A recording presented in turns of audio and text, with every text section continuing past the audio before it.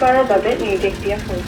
এই জাননী অনুসৰি নিৰ্ধাৰিত সময়ৰ ভিতৰত বনাঞ্চল খালী নকৰিলে অসম বন বিধি 1800 অৰ্থাৎ অহাকালি ভিতৰত সকলো বয় বস্তু খালী কৰিবৰ বাবে শেষবাৰৰ বাবে আপোনালোকক নিৰ্দেশ দিয়া হ'ল। এই জাননী অনুসৰি নিৰ্ধাৰিত সময়ৰ ভিতৰত বনাঞ্চল খালী নকৰিলে অসম বন বিধি 1891 অনুসৰি বন সংৰক্ষণ আৰু উন্নয়নৰ স্বাৰ্থত উচ্ছেদৰ কাৰ্যসূচী গ্ৰহণ কৰা হ'ব। এই উচ্ছেদৰ সময়ত আপোনাৰ হ'ব পৰা যিকোনো ক্ষতিৰ বাবে বন বিভাগৰ ফালৰ পৰা কোনো দায়ী নহয়।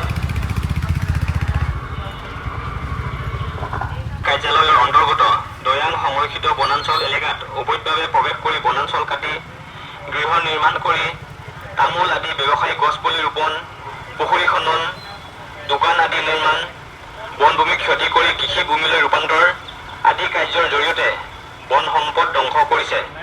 এই কাৰ্যৰ দ্বাৰা আপুনি অসম বন বিধি 1891 আৰু ইয়াৰ সংশোধিত আইন এক্ট 1995 ৰ দ্বাৰা 24 আৰু ধাৰা 25 সম্পূৰ্ণ উলংঘন কৰিছে। সংৰক্ষিত বনাঞ্চল অনুমতি নোহোৱাকৈ জংঘল মুকলি কৰি আইনগতভাৱে দখলীয় কাম কৰিছে। অসম বন বিধিৰ কথা হ'ল অসম চৰকাৰে যিটো কালি জলসিঞ্চনৰ প্ৰকল্প জিঅ' বেগৰ নাগালেণ্ডৰ বৰ্ডাৰ মেজিষ্ট্ৰেট, নগা পুলিচ আৰু স্থানীয় মিকিৰাং বস্তিকে ধৰি 3খন বস্তিৰ লোকসকলে গৈ সেইটো বন্ধ কৰিছে। সেইটো এটা লজ্জাজনক বিষয় অসম চৰকাৰৰ কাৰণে। কিন্তু অসমৰ ভূখণ্ডৰ ভিতৰত, অসমৰ চাৰিসীমাৰ ভিতৰত এটা অসম চৰকাৰৰ এটা প্ৰজেক্ট চলি আছে, সেইটো বন্ধ কৰিছে। আৰু তাতোতকৈ এটা ভাবিবলগীয়া বিষয় যে আমি এটা বিবদমান এলেকাত আছোঁ। এই বিবদমান এলেকাত সম্পূৰ্ণ নিয়ন্ত্ৰণ CRPF-ৰ। CRPF-এ কিহৰ ভিত্তিত নগা পুলিচক ইয়াত সোমাবলৈ দিলে, সেইটো CRPF আমাৰ প্ৰশ্ন আছে। CRPF এটা জবাব দিব লাগিব। আৰু 2 নম্বৰ কথাটো হ'ল কালি 8 তাৰিখৰ পৰা 8 আগষ্টৰ পৰা যি ইয়াত উচ্ছেদ চলিব, ইতিমধ্যে বন বিভাগৰ তৰফৰ পৰা মাইক যোগে চব লোকসকলক, সন্দেহযুক্ত লোকসকলক সচেতন কৰি দিছে যে তেখেতলোকৰ যিসমূহ প্ৰয়োজনীয় সা সামগ্ৰী ইয়াৰ পৰা লৈ যোৱাৰ কথা কৈছে। তাত যদি কিবা অনিষ্ট হয় যে বন বিভাগেই হওক বা গোলাঘাট জিলা প্ৰশাসন দায়ী নহ'ব। আমি এই ক্ষেত্ৰত ইয়াত বসবাস কৰি থকা লোকসকলক এটাই কথাই ক'ম, ইতিমধ্যে আমি দেখিছোঁ তেওঁলোকৰ যিখিনি প্ৰয়োজনীয় সা সামগ্ৰী ইতিমধ্যে লৈ তেওঁলোকে নিৰাপদ স্থানলৈ আঁতৰাই ৰাখিছে।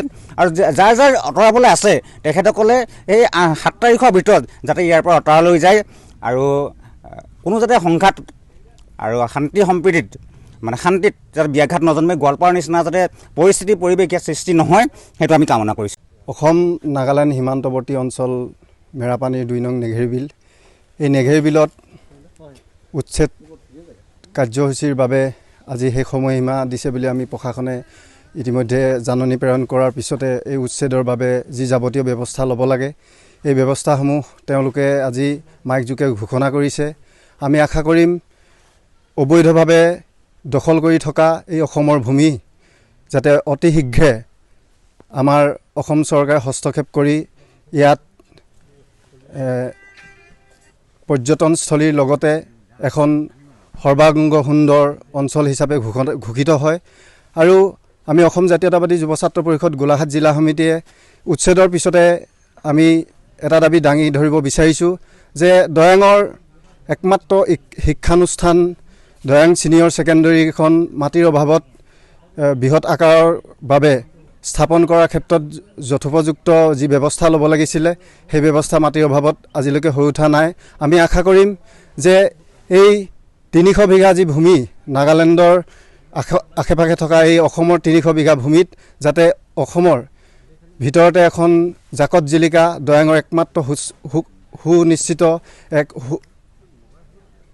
অনুষ্ঠান গঢ় দিব পাৰে, তাৰ বাবে আমি দাবী জনাইছোঁ।